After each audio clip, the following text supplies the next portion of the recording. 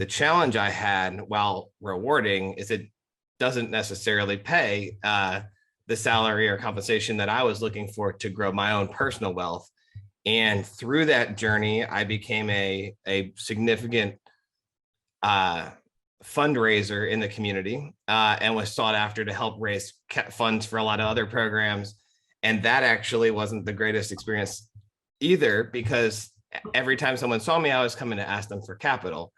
And while I was good at it, it made my relationships with folks not as positive or authentic as they were previously.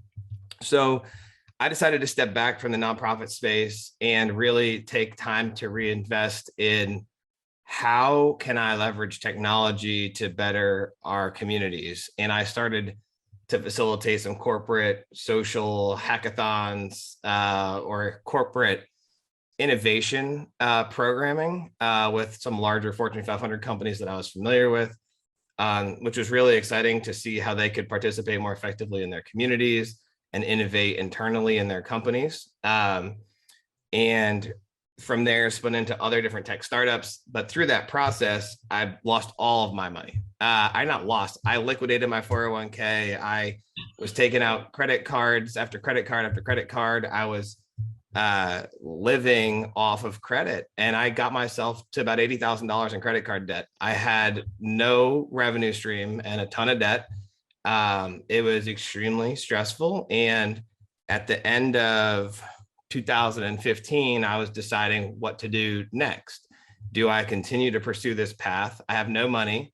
I have lots of ideas. I am not sure who I need to be in business with, what this looks like. And I went home to Connecticut to my parents' house for a month, evaluated where I needed to be. And I said I'd go back to South Carolina, spend a month to evaluate what was next. And in that time, I made a list of the top folks I thought were most influential in Greenville, South Carolina.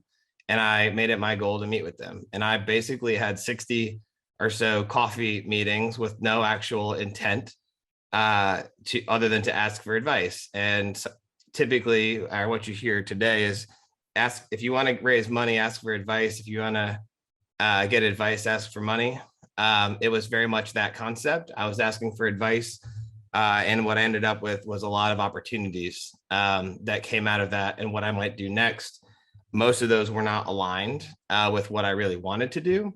But the last conversation that I had was with a good friend of mine. His name is Ryan Johnston. He's my business partner today. Ryan and I met through Leadership Greenville in South Carolina, which was a leadership development program that's put on by the Chamber of Commerce. And that whole entire program was designed to connect local leaders with the community to figure out how you might fit into helping grow the community locally. And Ryan and I were movers and shakers, challenging status quo at just about every turn in the community, being like, come on, why can't we just do that? Let's get this bike trail another 10 miles down the thing. What does that look like? Why aren't we jumping on this project or opportunity? And we saw a lot of alignment. And Ryan and I sat down over drinks on multiple occasions towards the end of my coffee adventure. And he was the publisher of Upstate Business Journal. His parents owned the largest local media print publications in the upstate of South Carolina.